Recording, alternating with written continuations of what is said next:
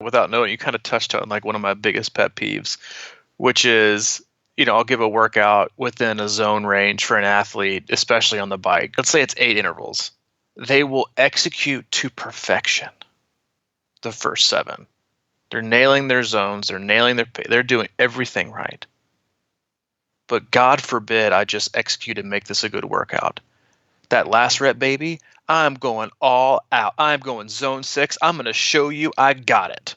So you went from going a perfectly executed workout with the intended intensity, the intended amount of stress put on you, the intended amount of hopefully fatigue and adaptation, and you went and just totally effed it up because you wanted to go cowboy to great and you couldn't just ride your horse to good.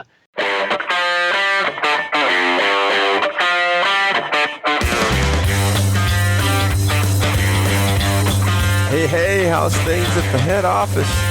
Hey, happy Thursday. Corporate office. Yeah, corporate office HQ, if you may, here in Chattanooga. This is episode 288. Yep. On point. Yeah, sweet. All right. Yep. Welcome, Crushing Iron Podcast, episode 288. We appreciate you joining us. Coming to you live from Chattanooga and Nashville at our C26 headquarters. And today I'm heading to the great state of Ohio. Really? What are you doing up there? Heading up, well, I say great state kind of in jest, but it is the home of my wife's alma mater, Ohio State. We are a divided household. Boo. And with this nice, cool morning we're having, it kind of smells like college football. But I'll delay that talk because that's coming in September. Where Brace yourselves. Brace yourself. For those of you who are just now joining us or and listening to these last couple months of podcasts, we tend to deviate a little bit in college football season and talk a little bit, always pairing up some things we took away from the weekend and then inserting them and energizing the podcast with some analogies and some takeaways into your triathlon and regular life. So that'll come, but today is a great brisk morning. Headed to the great state of Ohio. For Ohio 70.3, where we have a lot of athletes participating. And I do have to say, if you've never done that event, put it on your list. It's always really, really well done. I participated last year, gave it a really good review. Mike, you were there obviously last year as well, spectating and shooting some great video. And then this year we're both spectating. So excited to see it now from the other end, but I expect nothing but really good things from the weekend. And Kent Hammond, the race director there, does a really, really great job. Honestly, I don't know if he is, but I wish he would get another race. I think he only does Ohio 70.3, but the dude does a great job. He is a great guest. He's been on our podcast before, around this time last year. So that probably puts him in the late hundreds, I would imagine. But he's a great listen. He did a great race preview. I mean, if you're going to go to the athlete briefing, I mean, he probably wouldn't want me to say this, but you could probably skip it. Just go back and listen to his pre-race talk and interview that he did with us last year. It's really a great listen. He did an awesome job. But number 185. 85. Okay, yeah, so late hundreds. So yeah, take a listen. Yeah, probably because we don't know if there's been changes.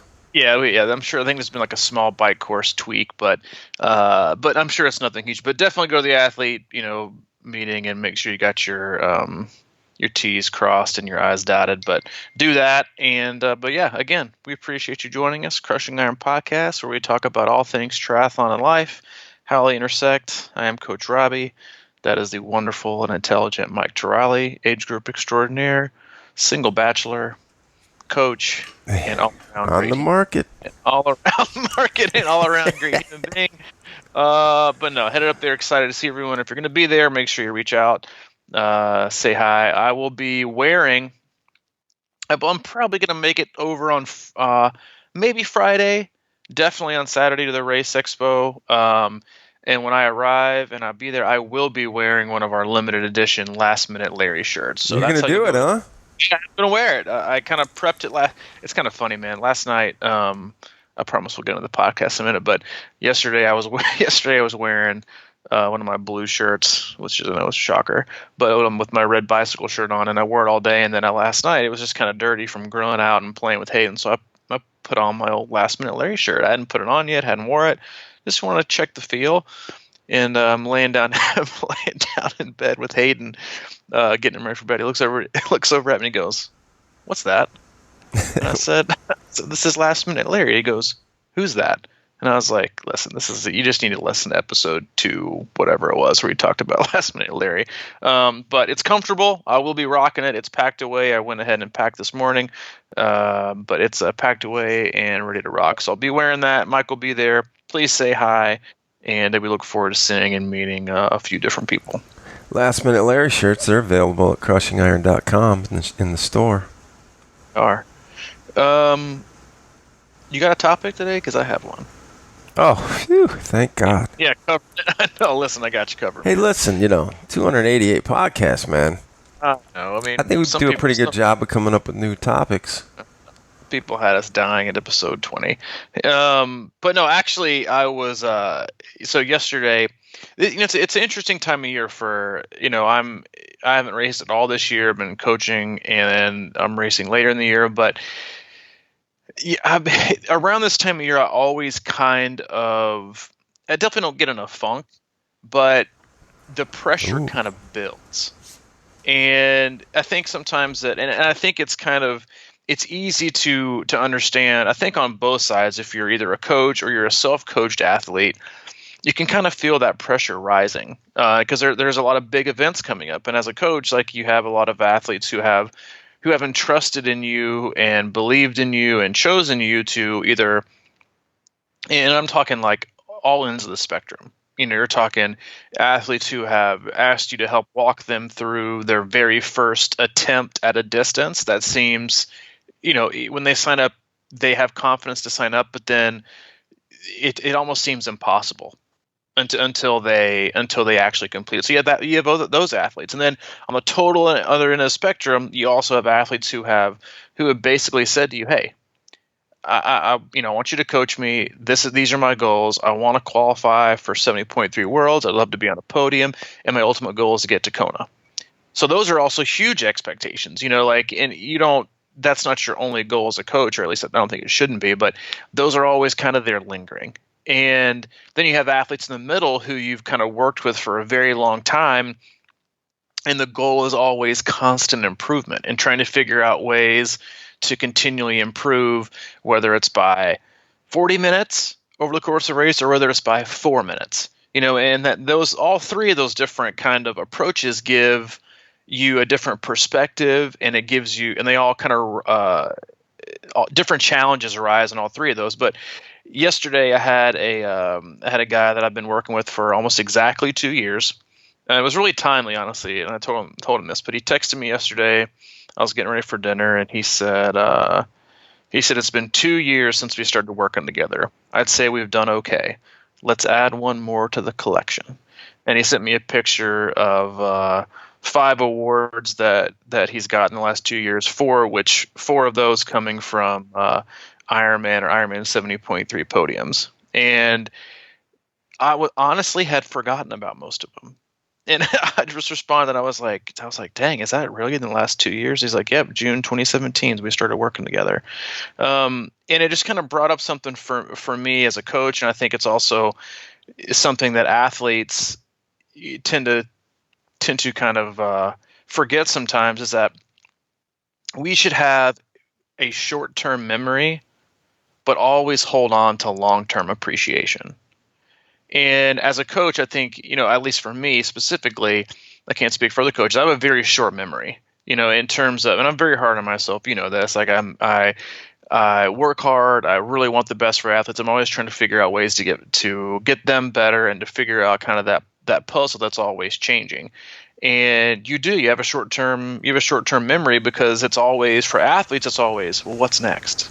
Well, right. What's next? That was good, but now I got third last year in my age group. Now I got to get second or first to go to Kona. So now I got to do this. And you're like, and so finding, working your brain and looking at everything and trying to strategize and figure out the best plan and the best way to approach things to squeak out another 5 or 6 minutes to get these coveted spots. Or for athletes who, are on the other end of the spectrum, who are just fighting, tooth and nail just to get to their first finish.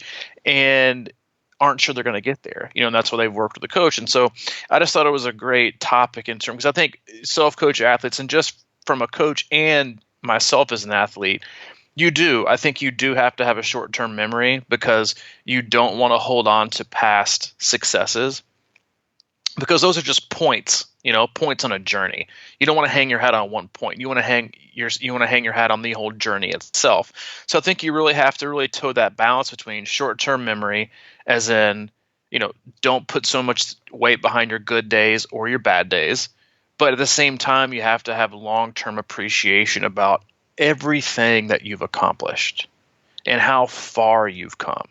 And I think that's just a totally different mentality in hanging your hat on a point versus remembering the path, of how, look at you, like you've come insanely far in what to you probably seems like a long period of time, like it's 6 to 7 years. It probably seems like, 20 years ago. And then it also probably seems like yesterday. Yeah. You were getting head to Wisconsin for your very, very first Ironman. You'd only been doing the sport for a little over a year, and now you're looking at things in a different lens, but it's still the same picture. And I just think for this time of year, when the pressure is rising for coaches and athletes alike to accomplish these things, and you're putting so much energy and time and thought and emotional investment into so many things, that while you don't want to hang your hat on and kind of use your past success as as your resume builder for life, but you do at the same time, I think it's always great to kind of go back and look and think, gosh, like I have either come so far and here I am now, so I know I can continue going, or if you're in a place where you're battling back from injury or time off, it should also be like, look how far I've been able to come before, I can do that again. Mm-hmm. And I just think it's a good time of year. I know it was very timely for me yesterday as I'm going into a part of the season, like these next 6 weeks, where the athletes don't put this on you, the coaches put this on themselves, but a tremendous amount of pressure and thought and investment that is just hard to balance. And I think we always kind of need to it's something I'm guilty of, and it's always good, I think, to take a step back and remember so many good things have happened instead of always worrying that something bad is. Yeah. You got me kind of. That is all right. Well, thank you for everything. Appreciate it. Yeah, I have. He's a loss of words. No. It's You mentioned like how far I've come, and it is very difficult to see that. I think because for me the biggest distance that I came was my first year. Mm-hmm. That was like going from literally the couch to an Ironman within a year and a half. And, none of that stuff entered my mind ever for my first 48 years or whatever. Right. And there was no way that I could do that. So the amount of, I guess, motivation or newness or freshness or like excitement was driving me the whole way. And, it is I think that's what happens with a lot of things these days. You get into something new and we go crazy for it. And then how, after the dust settles, how do you A, appreciate that, and B, try and keep that level? And you can't keep that level, probably. Because for me, when I came from basically not being able to run and then a year and a half later doing the race, that was very difficult. It took like everything you almost had inside you to get to that point. Mm-hmm. And it doesn't have to be that way as you continue, but it's sort of that, we refer to addiction a lot in this podcast, obviously, but it becomes like that in a way where you just pour your heart and soul in it. Whatever it is, it's like a new project. You get into bird watching or whatever, and like you go crazy out of the gate, and then it's like, oh man, how do I keep finding that next layer of, I guess, fulfillment or something? Well, it's the same thing as like addiction, and then also like you could use like relationships as being, it's like your first year of triathlon, you're in that infatuation stage, and everything is great. Yeah. We're in love, we're meeting the parents, everything is good. I can't imagine my life without you. and then the newness kind of wears off, and you're like, wait a minute, do I really want to work at this? Nah, I'll just find something different. But in terms of balancing that, like how far have you come? It's like when you're training, and I think athletes, we're all guilty of this, is that we yes, is what you're doing now important? Absolutely. But I think sometimes we lose sight of what has shaped us to who we are now and how we got there. And if we could kind of go back and have a conversation with ourselves the first time we signed up for a race, the first time we bought our bike, or when we started to prioritize what was important, and what's the biggest thing I want to accomplish out of this journey. I think most of us, if we would go back to the very beginning, whether it's 5, 6, for me, like 10 or 15 years, it'd be like, all right, I need to reevaluate. I need to reorder some things in terms of what's most important, what I want to get out of it. Or sometimes I need to just replace things and totally take them off the list. Because I think we just so oftentimes lose appreciation once we've gotten to a point, and once we've kind of, sunk our teeth into this sport and the training and how we're doing, and we're so self-critical, and it's always about what's next. And believe me, like I'm not preaching to you as in, I don't do this, nor should you. I'm preaching to you from, I am 100% guilty of this. Especially as a coach, as an athlete too. Like I've definitely changed over the last few years in terms of how I look at racing, and fatherhood. Honestly, has changed a lot of that for me. But as a coach, I'm incredibly hard on myself and how I'm preparing athletes and how well they're doing. But I also have like a balance that I've also molded over the years in terms of I want them to also be happy, and happiness and fulfillment for them is the area in which so I think most athletes, when they hire a coach, they think he's going to be really hard on me. He's going to tell me, you know what? He's going to tell me, you need to work harder on these intervals. You need to hit higher watts. You need to push a higher threshold. You need to run a harder pace. You need to work harder. And for me as a coach, I've never been that way. It's not my personality. But where I am incredibly hard on the athletes I work with, it is, if you're not happy, I'm not doing my job very good.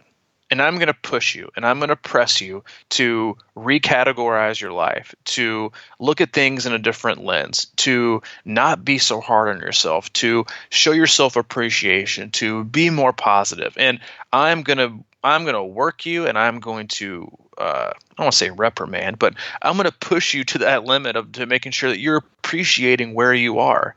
And I just think it's such a delicate balance when you have athletes that are either new to the sport, it seems impossible, and then have come to the end of been in the sport for a long period of time. They're always chasing what's next, because that's what we do in life. I think in general too is like we're always chasing what's left. We have a good amount of money, but it's not enough. We need more. And then you look back and like, wait a minute, I was totally happy when I had like nothing. Yeah, well, that's usually the story, man. Right, it is. And so like kind of our podcast on Monday, it was like more isn't a strategy. More isn't a plan. But yet that's what we cling to and what we crave, because we think that's going to increase the value. But at the same time, I think we find ourselves looking back, or I think we find ourselves in a very comfortable place when it comes to criticism, self-criticism into ourselves and our training and where we are in life. I think some people find comfort in that. We've discussed that before in terms of like they find comfort in the turmoil of, I want to latch on to not being good enough, not being fast enough, not having the best technique, not doing this. I'm like I had an athlete the other day who is continuously getting better in the pool and seeing like huge gains. And he made like kind of a negative comment after another great swim. And I didn't want to say I ripped into him, but I kind of called him out on it. And he sent me a text and he's like, hey man, you're right. I'm sorry. And then went into some more personal things. And I was like, dude, he was talking about comparison to another person who they thought was perfect. And I said, dude, first of all, no one's perfect, but perfect is so overrated.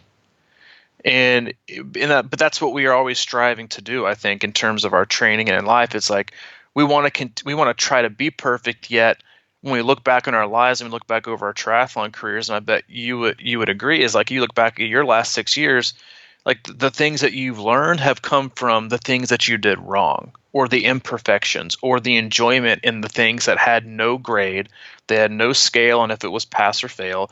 It had no timestamp. It was your greatest successes and your greatest achievements. You probably feel like aren't always time related. It's what I was able to overcome, the decisions I was able to make, what I was able to achieve despite our overall determination to make everything in our life better, or convince ourselves that we're not good enough and other things have to change. And I just think that it's a very fine line to walk when you take that into not just your life, and because that's the most important part, but as you project that mentality into your training. We always talk about that in our podcast of how triathlon and life should intersect and they should complement each other. And so if they're both supposed to complement each other, then if you find yourself being so negative, being so hard on yourself in your triathlon life, then that has to come back on your personal life. Because if that means that much to you, then it has a huge effect on the other. And I just think it's a really, really delicate balance we have to walk in failing to appreciate things and picking ourselves apart and putting so much pressure on ourselves to be quote unquote successful that sometimes we never take a step back and look how far we've come, and then how that could actually reshape the success we want to have going forward instead of picking ourselves apart minute by minute. I'm a little long-winded today. Sorry about that. Well, that's okay, man. I'm just listening. I think, first of all, you put a lot of pressure on yourself to say that you're not doing your job unless people are happy. I mean, that's a tricky one. I think that, people that want to be happy, and me included, know that we have to really do that on our own. And I think a lot of our stresses in triathlon that sometimes add to that complication is that we try to control a lot of things. We try to control this idea that, we want to make ourselves better and faster. And I think a lot of times you have to let yourself be faster and better instead of always trying to force that issue. And, I don't know how many people get into this sport because of similar reasons like I had. One of the reasons was I just wanted to be happier and healthier. Mm-hmm. So I get into triathlon, right? And then it's like, oh, well, that's the answer. That's not the answer. And we talked about that in a recent podcast too, but there's a lot of stuff under the surface, I think a lot of us harbor guilt about, I say that in the sort of the broadest terms about certain things that we wish we would have done or done differently or whatever. And I know that I'm in the best place I can be at when I know that imperfection is the perfection. So accepting that and moving forward and allowing that kind of thing to happen. It's like, I've been on this rant on my YouTube videos about power meters and I should probably apologize to the people that are into, that like power meters. And I don't dislike, I don't want to say that either, but because I was bitching about my iPhone updates the other day. I'm kind of a tech curmudgeon on some levels. You're tech sensitive. Yeah, I think technology is good when it enhances a person's ability to create and be more human. And I don't know. And I feel like when we get tied to that, it puts more pressure on us, and it sort of, locks us up in a way sometime, and it marries us to something that doesn't, like we were talking about, make you necessarily happy. It just becomes a goal or something like that. Mm-hmm. And we hit goals all the time, but that doesn't mean we're happy. There's something deeper, and there's a lot of work in there sometimes, and self-reflection and self-acceptance. I think that's the big one. And we're always looking for that external validation or something that's going to be the happy card. And that isn't how it works. It's almost like you just have to be, well, I can't do it, so I'll just, be content or accept what I am, and then maybe the happiness just sort of naturally comes, or, I think there's an analogy in there for racing too. It's like, how many times have we seen the child prodigy just get pushed beyond their limits and never want to pick up the sport again? And I think a lot of us sort of do that to ourselves sometimes. Just push, push, push, push. I can do more. I can do more. But when you finally accept that, it's like swimming. I think a lot of times we'll get in there and just try so hard to be a better swimmer that sometimes the answer is just kind of letting go of all that and, trusting that you're going to float, and feeling good about it. I think one of the more difficult things, and I think that we kind of always grapple with when we take on new endeavors or new sports or new relationships, is that we're always looking to be better, yet the only thing we seem to find is what we're not good at. Yeah. I think people are I think it's how most people are wired, and I think that's the world we live in too. Is like everyone's so quick to point out everyone else's failure. Like one of my biggest pet peeves is like when people hop on social media and just like totally 100% blast a business or blast like an employee at a business, or they had a bad. I'm like, that's just a person who's having a bad day. Just think if like every one of your friends got on social media and blasted you every time you were a crappy friend. Like, no one does that, nor should they. We're all able to make mistakes, but like we add things into our life, like you said, like you pick up the sport. Hopefully, like I think we all have different reasons, obviously, but I don't think anyone generally picked up the sport of triathlon. It's like, you know what, I'm going to add this into my life because it's going to make it awful. Yeah. It's going to make things worse. No, everyone has different reasons, yet I would say everyone's first thought is this is going to be a positive addition to my life. And it's going to help me lose weight. It's going to help me change the way I feel about myself. I'll be able to show myself I can overcome all these challenges and obstacles. I can complete this thing. I'm learning so much about myself. But what I end up learning along the way is I still don't feel like anything that I do is up to snuff. And so instead of complimenting your life, you're adding another hobby or another sport or another event into your life where you can now pick yourself apart and find things that you're not good enough at, or I'm not fast enough at, or I'll never be this, and I can't do this, and you always seem to find that. And I think it takes a personality shift, and I think a mindset shift in terms of appreciation.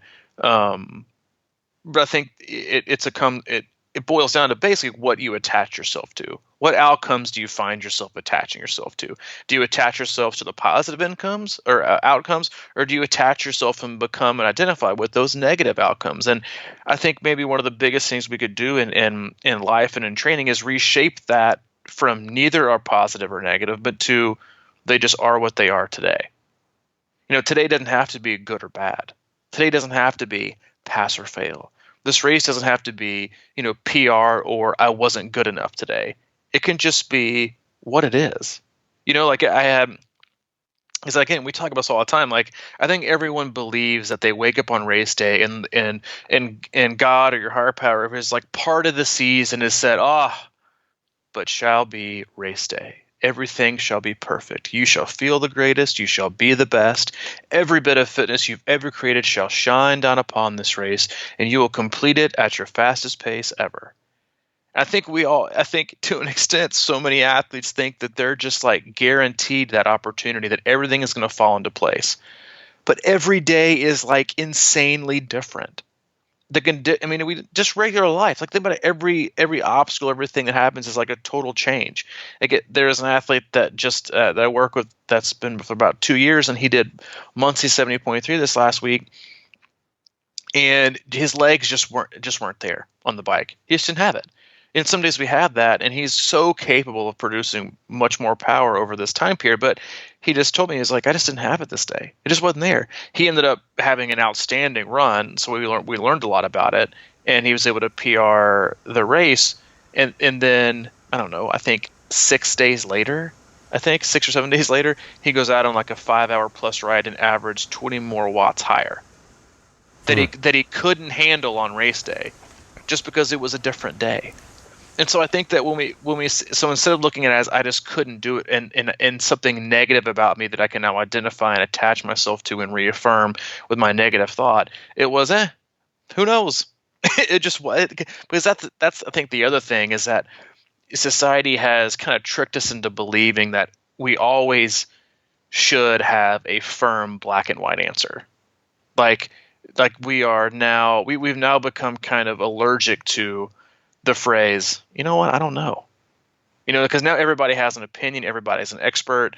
You read one thing and as much as we used to, harp on, and believe me, there's much to harp on political and regimes and countries where they controlled all the information all the time. Well, now there's zero control over all the misinformation. It's just a free for all. There's no control over it. You can just say whatever you want to and act like you're an expert, and people are going to see it, consume it, and believe it, and act upon it. It's the golden age of propaganda. It is, and it's so full of shit.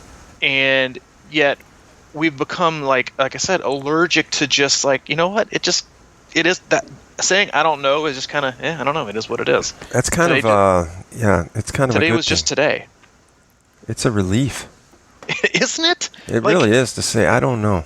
And then that was one of the, going back to, I know we go back and forth with addiction sometimes, but that was one of the very first things that one of the very first weeks I was in treatment when I was getting sober was my therapist said, listen, man, it was one of the biggest things you can understand is that you're not in control. Mm-hmm. You have zilch, zero. As much as you want to think you're in control, you're not. That thought process alone, which is kind of anxiety driven, to think that you don't have any control, but like you just said, it is the biggest relief to feel, okay, do you know how nice it is because at that point it was kind of reframing who you thought your higher power should be and putting your faith in them instead of the amount of pressure and anxiety there was to put on yourself to make all these changes. It was, all right, if I can just believe in a higher power or God or whatever you wanted it to be, then believe that they're in control and you just have to do the best that you can do. The power in the relief in order to step back and, you know what, I don't have to make all these decisions. I don't have to be this. I don't have to figure it out. I'm not alone. It's not all on me. I have something or someone out there that is supportive of me. And when you're able to remove that fabric of stress and anxiety and pressure, it's oh, okay. Now I'm given my chance to blossom and be free and just not care as much anymore about the things I shouldn't care about, but instead allocating all that emotional and mental feeling and care into things that I really need to.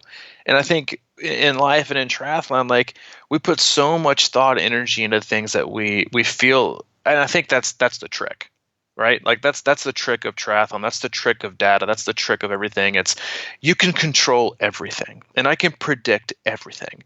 And then you get into a race, you have a bad training day, and it reminds you that you're not in control yet. Now you're just obsessed with why you couldn't control it. And it's never about the outcome or the result or how you got there or just settling, not as in settling for just fine or okay, but in just settling for the fact, you know what? Yeah, it is what it was today. Moving on, and taking it for what it's worth. And I just think it's one of those things that really paralyzes athletes into a state of self-criticism that inhibits performance and ultimately leads to them not ever achieving what they could possibly achieve, but in the worst part is just not having fun along the way. And I think that's one of the areas that we could all probably remember is, triathlon should be one big fun group ride. Where you're with your friends, you're having a fun time, you're gaining fitness, you're treating yourself right. You're not obsessed with what every single data point always says. It's about the experience. It's not always about the end result. It's about the experience. Yeah, and it's about the consistency and just showing up. You can get caught up in this trap of looking at your watch on the run, and some days you can do it, some days you can't. But the more you are consistent and show up and just kind of like let yourself go into whatever it is, the easier everything becomes. And you don't have as many of those, man, I couldn't do that today. And then when you start getting to that point, like for example, I'm right in the middle of this rebuilding my swim sort of thing. And when you get to the point where you can start doing it, then it's a heck of a lot more fun. But like if you're out of the game and back into the game, that's why, at the end of last year, I was really strong for my swim. And, you just, and that's the other thing is like, you can't be good at everything all the time. It's very difficult. I mean, that like some people can, but they probably go home and cry at night, because it's such a burden to always be like awesome and everything. But you know what I mean? Like that's sort of the tricky nature of this sport is if you're training to run marathons, you go out and run, and you just naturally get more comfortable and better at it. But it's so hard to lose one of these sports along the way. If you want to get better at cycling and you put in a bunch of time on the bike and, maybe that's going to help you run a little bit, but then you're like, dang, I got to start swimming again. And that really kind of humbles you. And if you can figure out that balancing act, and by the time you start to get your strength back in the pool, and then you're like, all right, this is kind of fun. I kind of enjoy this. So it's like, man, it's always like juggling plates in this sport. Or not juggling plates. What do you do with that? Then you spinning plates. Yeah, I mean, they're both. It's all spinning and juggling and waiting to break. I mean, that's pretty much what it is. But I think that's a big part of acceptance for me, is that it's like, hey, I can't always be on top of every game, and hopefully maybe one day of the year when I have an A race that I'll be close, and that can take off a lot of pressure. Because it's just, I mean, you said it. I mean, that was the perfect way to explain it. It was like, I think so many of us I have athletes that, like, I think even just today were like, I lost sleep over this workout. Yeah. The next day. And I'm like, dude, it's a workout. Like, if we're putting that much pressure on ourselves to assign pass or fail or not living up to an expectation, then what is that saying? Like, how hard it is. Like, it's be like the person who was, heading to a job each day where they knew they weren't going to be great, and their boss was going to let them do their job, and as long as they did their best, then they would go home and be happy. Versus the person who shows up to work terrified that if they're not perfect today, then today is going to be a failure, and they will be deemed nothing short of just an epic failure. And I think so many times athletes forget that, like you said, like it's just like all it is just about like waking up and showing up. And so either athletes go into workouts terrified, or they just simply defer it through, I'm just going to self-sabotage and not do it because I know I won't have it. And then they're towing that fine line up. I'm not going to do it unless I know for 100% certainty I can nail it to my expectation. And I've said this on multiple podcasts, and still one of my favorite lines is, expectations are future resentments. That's it. That's all they are. And that's all they ever will be. But yet, so many people place things on, I was targeting this, or I wanted that. I'm like, why? Because now you've just spoken in a baseline where you're going to measure yourself whether this was good enough or this wasn't good enough, instead of measuring yourself afterwards based on the amount of effort you just put in. So expecting yourself to complete or not complete is now assigning a numerical decision based on just a thought. And then where did that thought come from? Did it come from the good part of you, the bad part of you, the part of you that's going to overcome obstacles, or the part of you that's afraid of failure, or the part that likes to set expectations way too high because you can't achieve them, or is it the party that set expectations way too high because you never feel like what you do is good enough? And now you're expecting yourself on any given day with totally different environment, different temperatures, wind, sleep, heart rate, body fatigue, to now adapt and respond and be responsible for determining your happiness. And where in the hell did it even come from? And I just think like so many athletes could do so well to themselves and being kind to themselves and finding happiness in just showing up. Because, like you said, that is without question the hardest thing to do. Yep. Is to just keep showing up. And once you have kind of accepted that the hardest thing to, like, people think that's the easiest thing to do. Well, it's about performing. No, it's about just showing up each and every day. No matter what, just show up and do your best. Because you know what? Your definition of best is going to be insanely different every single day of the year, based on how you are mentally, emotionally, based on the life that you have, based on relationships, based on work, based on fatigue, based on the time of year, based on everything. But the only common denominator that has to be there in order for it to be a successful day is show up, do your best. Yeah. Measuring yourself against those two factors is the greatest recipe for being happy, feeling successful, and enjoying where you're going. Once you add anything else into those two things, you're chipping away at your opportunity to feel good about yourself and to be content with how well you're doing. One of the things I think about throughout training is, and I think it helps me take a lot of pressure off of racing, is, along the way, like last weekend, Sunday, I had a good run that I felt like was, in the ballpark for what I needed to be at. And I got done and I wasn't crushed. It was, a little over 2 hours, and it felt good. And I've had my riding lately hasn't been, I haven't been knocking that out of the park, but I've had rides in the last couple months where I was like, you know what, I feel up there. I feel like I'm in the ballpark with that too. I haven't had it with the swim yet, but I think it's coming. But my point is along the way we fatigue ourselves down and we get all this stuff. But if I've done something like this run the other day and I can remain healthy and I can remain not completely burned out or beat down, I know that I'm okay because I'm going to keep running and I'm not going to get worse. You know what I mean? So I feel like, okay, instead of always having to try and nail every workout and have everything turn out perfect, I know that it's in me. So there's something exciting to me about this idea of doing all this training and building all this fatigue and working hard and suffering and challenge myself and all that kind of stuff. And then as we get closer to the race, you start going into this taper phase and you let your body rebuild, and you've got this big, a mountain of work out there with, really you can't really see what it's all about yet. But I like the excitement of like, what's going to happen? How's this going to all come together? I know it's in there.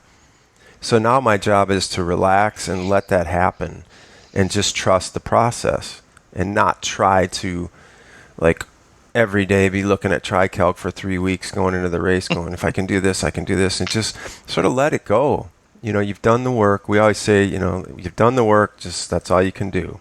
And it's really true. And sometimes it's just being able to see that from a different perspective, from an excitement of mystery versus I have to go out and I have to do this, I have to do that, I have to do that, and just sort of let it go and unfold. And there's really a lot of power in that for me. So maybe that'll help somebody else, because if you've done something like a 5 or 6 hour ride and you felt pretty good after it 2 months before the race, if you keep riding and don't let that, just completely drift away, you're probably in pretty decent shape. Mm-hmm. And on the other side of the coin, if you haven't, but you're still building up all this accumulated workouts, you're doing a lot of work. It's like when your body rests and recovers, it's pretty amazing what it can do. I'm sure we've all woken up after a great night's sleep and went, wow, yesterday I was just wiped, but today I'm back. Mm-hmm. And I'm back. It doesn't happen to me a lot, but but the good night's sleep, I get better at it. It's especially like in long course racing, like that is what the intended outcome is meant to be, whether you know it or not. It's how quickly can you recover from such a large load. It's not to make you more and more and more tired. It's to hopefully arrange sessions in a manner to which you can do them all, and then the next day you're like, oh, I don't feel great. That's the point, but I feel better than I thought. And so you look back 4 months ago and you were able to do 8-hour week, and you're thinking, I felt pretty good. Like I'm surprised I could handle that much. And then 4 months later, as you've gradually built and you just kept showing up, you're doing 14 to 16 hours, and you wake up on a Monday and you're like, wait a minute, I feel pretty good. Pretty decent, yeah.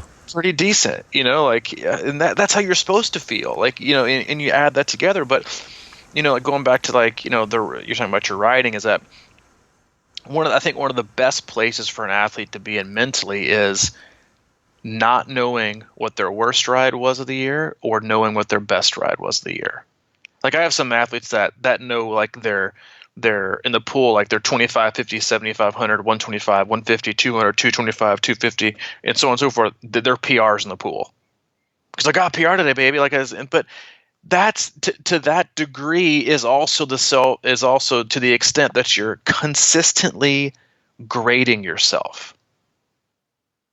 I have this standard and it wasn't met a million times, finally met. Now all I've created is a new standard to not meet, more than to meet, versus an athlete whose best ride or best swim or best run is always going to be today.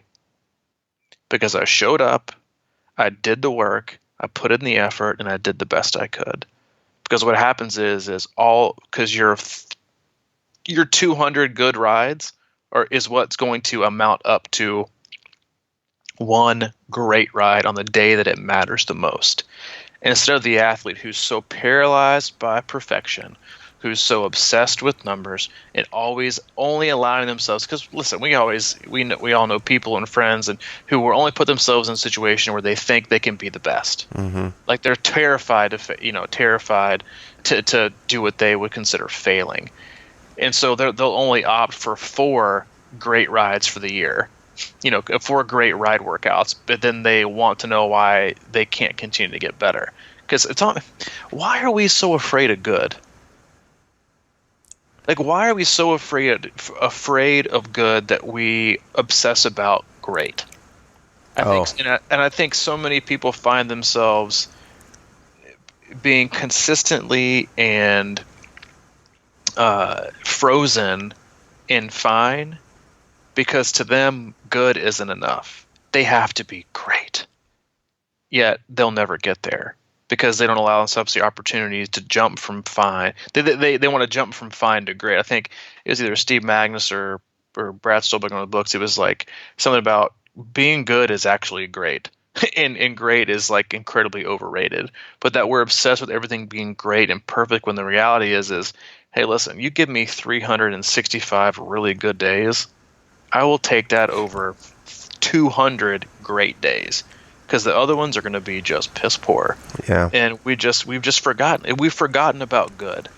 We've just totally forgotten about it. And I think that's a societal problem that's fully sponsored by social media and comparison and filtering and judging yourself and critiquing yourself and ranking yourself. I think that's just we've forgotten what good is. We've forgotten that good is good.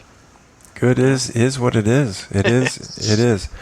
Yeah. Remember, it was like, I think we were talking. This is a long time ago, but I used to talk about. It was probably when we were first starting, and I think you were okay with it. But I'd say sometimes when I go to swim, and I feel like I didn't want to go swim, and in general, I kind of have a little bit of I'm tired and cranky or whatever, and then I've got big workout in the pool, and I get to the pool and I'm like, oh man, I gotta do this big workout. And then sometimes for whatever reason, and it happened this weekend, because I'm still back to this building thing, but I got in and you know what, I'm just gonna go and start swimming and see what happens. And I got to I felt really good and felt really strong, and I had my workout was a 2000 just easy, kind of make yourself feel good. And that's what was happening. And I got to 2000 and I'm like, man, I don't know how this happened, but I've sort of transformed in the pool. And my thought was, I should keep going. Mm-hmm. And then I was like, you know what? I'm going to get out of here now and get out while I'm ahead. Because sometimes because I knew at that point I could probably double that, with pretty good, without killing myself and feeling pretty good about it. So that was like sign number one that I was like, all right, you're moving in the right direction. Just accept this and, come back in a couple days and maybe build on it a little bit. But there's something to be said for getting out when you're feeling good and knowing that you can get there instead of, well, I got to do the distance today. Yeah, I got to do more because more is better. Yep. It's like you kind of, without knowing, you kind of touched on like one of my biggest pet peeves, which is, I'll give a workout within a zone range for an athlete, especially on the bike or sometimes on the run. And let's say it's like, let's say it's 8 intervals. They will execute to perfection the first 7. They're having a perfect workout. They're nailing their zones. They're doing everything right. Mm-hmm. But God forbid I just execute and make this a good workout. That last rep, baby, I'm going all out. I'm going zone 6. I'm going to show you I got it. So you went from going a perfectly executed workout with the intended intensity, the intended amount of stress put on you, the intended amount of hopefully fatigue and adaptation, and you went and just totally effed it up because you wanted to go cowboy to great and you couldn't just ride your horse to good. And people do it all the time. It's like one of my biggest pet peeves. Like if you can't show restraint in training, good luck showing restraint in a race. Yeah, it's about executing things fully. People do it all the time, and dudes are the absolute worst. It's like, hey, coach, guess what, man? I was like, he told me like zone 4+5, but you see that last one, dude? Crushed it. I'm like, yeah, and talk to me about that tomorrow and why you couldn't follow directions. But that's the disease we have now. It's like, here's the thing, is that doing that whole workout good would have been great. But instead, in your desire and ego and misinformed decision making of wanting to make it great, you now made it less than good. Like goods, like in mounting those up brick by brick, like mounting those goods, that leads to great, not singular decisions that you force. Like just stick to the script and just show up and do it again. But yeah, dude, that's like one of my biggest. I'm like, yeah, great job, woo, blowhorn, cheerleading emoji, congratulations for not following instructions and not being able to show like any solitary amount of like restraint. But that's it. That's like a perfect example of like of just failing to understand that those 8 reps of good would have been a great workout. Instead, you decided to do 7 goods and try to go for great, and now it's not the same. Yeah, it's like the building blocks. And that's not to say like you have to control everything, but that's just like the mentality of more definitely has to be better. It has to be. Because if 280 watts is really, really good, then God, 300 has to be great. And instead of like building the perfect structure, now you put way too much load on an already, fringe-worthy stress level where you're accumulating a lot of fatigue. And now I may have just put a crack in the foundation because I just had to lay 10 more bricks instead of just 1 because 10's going to make it great. And then now you've got 10 that might look great on the outside, but now it's got cracks under the surface, and now things are going to show up 5 days later, and maybe that was a bad choice. Yeah.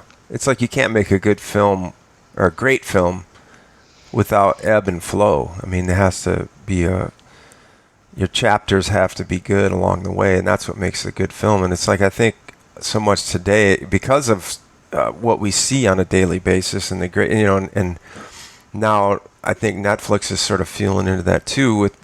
I watch these things now, and it really is like every little short scene has to have this incredible hook to lure you into the next one, and it's like nothing can be dynamic anymore. So sort of like in songs where they break it down and kind of give you a break from the chorus, so you're not dancing for like an hour straight.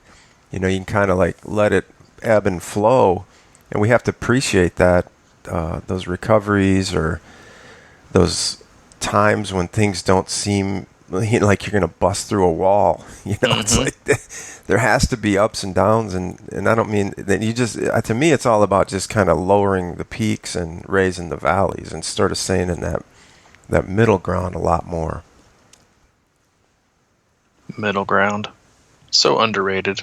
The middle ground, man. That's the middle ground's underrated, man. But it is. It's just And again, like, you I'm can't not brag about the middle ground, though. No, it's hard. God, but maybe no, we should try and change that. Brag about your averageness. I mean, dude, that is our podcast. We are the most consistent, mediocre podcast. But you know what? We show up twice a week, and we have for every week since we started this, and we are consistently mediocre. Which, hey, that ain't half bad, man. Being consistent is pretty good, and it leads to good things, and sometimes it doesn't. But you know what? I'm sure some of our podcasts probably suck. But you know what we keep doing? We keep showing up in the next one. Yeah. And we keep, that's it, whether you like it or not, we keep showing up in the next one. And, what we've been able to do, I think, is awesome. And, if we had to quit after the crappy ones, you never would have gotten some of the really, really good ones. Because there are some. You got to find them. But they're in there. They're like diamonds in the rough. Crushing our podcast, striving for the middle. Striving for the middle ground. But no, I mean, so, like, listen, like, in closing, like, if you're out there, all 7 of you that are still listening, appreciate what you're doing, and just don't underestimate how great good really is. Because if you're obsessed with just only trying to be great, it's going to be few and far between. And that's not to tamper your expectations or to feel like it's limiting where you can go with your performance. It's just understanding, like, the knowledge and the acceptance and the gratitude and the patience that you have to have, and then just with how much better things are when you're obsessed with doing things really, really well and good, and that ultimately leads to great. And if you're racing this weekend, one bad thing doesn't mean, like, that's the same thing about racing. It's like you're gonna feel like crap, and things are going to probably go poorly at some point, but it doesn't mean you're destined for a bad race. Like I sent an email out to our Ohio 70.3 athletes, kind of detailing a little bit more of the course, and I said, and I think this is probably like the opposite of what I think some coaches would probably say, but I said, listen, when you get out of the water, don't expect some earth-shattering swim time. Like if you're going to Chattanooga or Augusta, you're probably thinking swim PR, if they even have the swim. But at Ohio, it's just a slower swim. It doesn't mean they're slow or I'm saying that their swim hasn't improved a ton and they shouldn't expect to swim great. But I'm saying there's a huge difference in swimming great and meeting the time barrier that I set before myself before the race started. Because now you're judging your swim barrier and your level of how I'm going to feel getting out of the water based on the volunteer putting the buoy in the right place, where it could have put 200 yards up the lake, and now it's going to be a longer swim, but you're not going to know that. But now your race is ruined because now you're already behind your time goal. Now you're not going to PR, and you're getting into transition. You're like, this race is over. Yeah, and I specifically said, don't expect some blistering time. Because it is. So I think, and again, like, it's a fine line to walk, but it's like, don't let that thought. And I would rather erase it and remove the opportunity for that thought as they run up out of the water to their bike and to glance at their watch, and they're immediately going to think, I'm ahead of schedule or behind schedule. That was great or that was bad. That's an immediate thought. And so if you can try to kind of intervene and erase that opportunity to think that way and damper it, I think it's a good thing. Instead of just like, hey, it is what it is. It's just a swim. Get on with the work, and let's get moving. Mm-hmm. It is a slow. When you were saying that, it reminded me of. It's a good thing that Muncie switched the course so you didn't have to look into the sun. That made that course a lot faster up there for people. Just thinking, man. It's like, I can't go fast. That sun really bogs me down. Oh, yeah. It's still the same slow Muncie swim every year. Swim must be long. No. A, you're just not used to people having to do the swim. B, you're not used to people actually having to do the whole swim.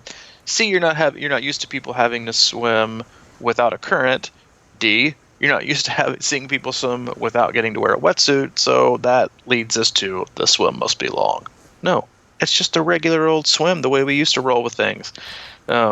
Just don't have the expectations. Swim your best, execute, and see what you got when you get done with the day. Because remember, you're graded on the end of the day, not where you thought you were and what you're grading yourself against once you walk out of the water. And I'll be there to yell at you when you get out of the swim, saying, "Don't look at your watch," or "That swim was 2 miles long." That didn't make yourself feel better, even if it's a total blatant lie. I'll do what I can. Yeah, that's a good one. We'll just have the swim is long. Yeah. We know it. We know it. Yeah. Swim was 2 miles. But no, in all seriousness, if you're racing this weekend or if you're just training, get out there, have fun, do your best, put forth the best effort you can, execute, and let everything else just fall away. It is what it is. Again, if you're going to be up at Ohio, make sure you reach out, connect, say hi. Mike and I will both be there, and along with a lot of our team will be there as well. Say hi to them. They're super friendly. I'm sure they'd have lots of nice tips for you as well if they've done the course. If you've never been, stop on over. CrushingIron.com. It's our one-stop shop for all things coaching and training packages, gear, our camps, our club membership, swim analysis, you name it, it's on there. Take a peek, peruse it, click on some links, click on some videos, and hopefully you find something that you like. If you got questions, comments, or concerns, Mike is your guy. CrushingIron@gmail.com. And if you have the exact same thing, yet you just don't feel comfortable talking to Mike, you can email me, C26Coach@gmail.com. Okay, buddy. Well, I look forward to seeing everybody in Ohio. And see you on Friday. Friday it is. All right, man. All right, dude. Travel safe.